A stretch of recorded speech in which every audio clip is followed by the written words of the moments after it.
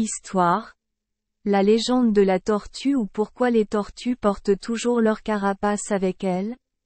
Point. Il était une fois, dans l'extrême nord des Philippines, un homme nommé Pago.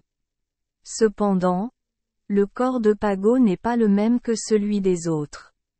Même s'il a 30 ans, il ne mesure qu'1 mètre. Même ses mains et ses pieds sont très petits. Pour cette raison, Pago était souvent intimidé par de nombreuses personnes du village et ils se moquaient de lui. Cet homme avait construit une petite cabane au bord de la rivière et il y vivait seul. Certaines rumeurs disent que les parents de Pago l'ont abandonné dès qu'ils ont vu la forme de leur enfant. Puis un vieil homme sans enfant l'a adopté et l'a élevé. Avant de mourir, elle a dit à Pago qu'il avait un frère aîné nommé Toro. Elle murmura. Quand il est né, on a demandé à Toro d'aller dans la forêt pour couper du bois de chauffage. Et depuis, Toro a disparu et n'est pas revenu. Beaucoup de gens pensent que Toro a été mangé par des animaux sauvages ou noyé dans un marais.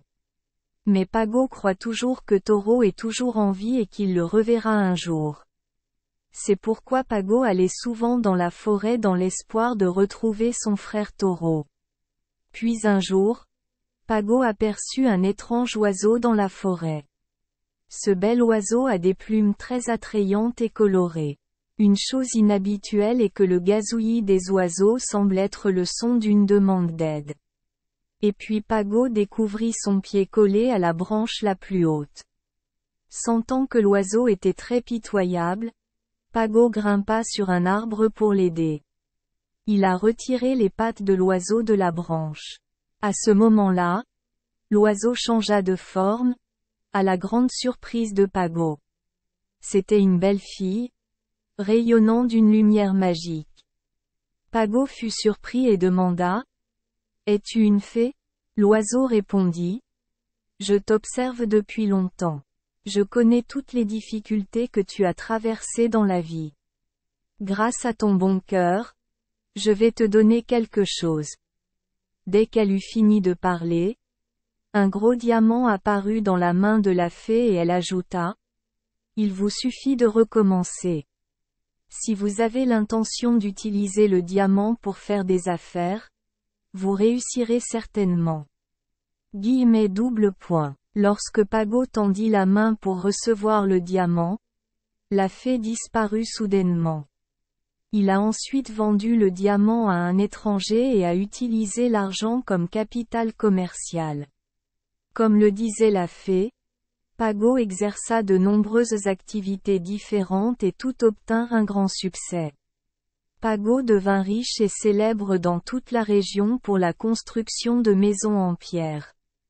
Beaucoup de gens le cherchaient et le pourchassaient, et Pago décida de quitter sa hutte. Il a choisi un bel endroit du village pour y construire une haute maison.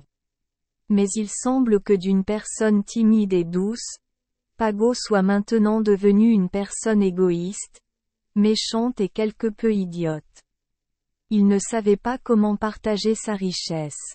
Pago a dit à tout le monde, « Je ne serai plus jamais pauvre. Je ne serai plus maltraité par personne. » Mais ensuite une tempête a frappé le village et il a été inondé. De nombreuses personnes ont dû évacuer ici. Les maisons construites par Pago ont été emportées par le vent. Cela montre que les matériaux de construction des maisons sont de mauvaise qualité. Les gens avaient été trompés et étaient en colère contre Pago. Tard dans la nuit, Pago fut réveillé par un coup fort à la porte, puis il alla ouvrir la porte pour voir ce qui se passait. Devant Pago se trouvait un homme de grande taille qui lui ressemblait beaucoup. Cet homme a une taille et une silhouette normale. Il dit, « Mon petit frère, Pago. » Pago demanda à l'homme, « Toro ?» L'homme répondit, « Oui, je suis ton frère. Ce que tout le monde t'a dit, ce n'est pas vrai que je suis mort. J'ai tenté ma chance. En ville, j'ai travaillé mais je n'ai pas eu autant de chance que toi. Ta maison est assez grande. Peux-tu me laisser rester ici avec toi ? Alors que Taureau était sur le point d'embrasser son jeune frère, Pago s'écarta et dit: Désolé. Mais nous ne sommes pas aptes à vivre ensemble. Une autre raison est que je n'ai pas l'habitude de vivre avec quelqu'un. Taureau a continué à plaider. La pluie est très forte et je n'ai nulle part où aller. Petit frère, s'il vous plaît, aidez-moi. Mais Taureau ne parvenait toujours pas à faire changer d'avis Pago. Il dut donc malheureusement quitter la maison. Les jours suivants, la pluie continua et l'eau monta de plus en plus haut. À cette époque, seule la maison de Pago résistait encore aux intempéries. C'est pourquoi les villageois sont venus demander à Pago de s'abriter dans sa maison jusqu'à ce que la tempête passe. Mais Pago resta indifférent aux supplications des voisins. Une autre nuit, Pago fut réveillé par Taureau qui frappait à la porte. À ce moment-là, Taureau a dit à haute voix: Pago, s'il te plaît, ouvre la porte. J'ai besoin d'un abri pour traverser cette pluie. En réponse aux paroles de Taureau, Pago a simplement ouvert la fenêtre et a regardé dehors. Il vit son frère trempé et l'eau arrivait jusqu'au cou de Taureau et des villageois. Ils crièrent fort: Nous sommes sur le point de nous noyer. Aide-nous Pago. Mais Pago dit: J'ai essayé de travailler dur seul j'ai la propriété que j'ai aujourd'hui. Cette maison est à moi. As-tu oublié tout ce que tu m'as fait avant? Dès que Pago eut fini de parler soudain, une lumière étrange apparut dans les yeux de Taureau. Son apparence changea également de manière inhabituelle. Au même moment, un coup de tonnerre assourdissant et un rayon de lumière éblouissant apparurent. Taureau s'est désormais transformé en fée.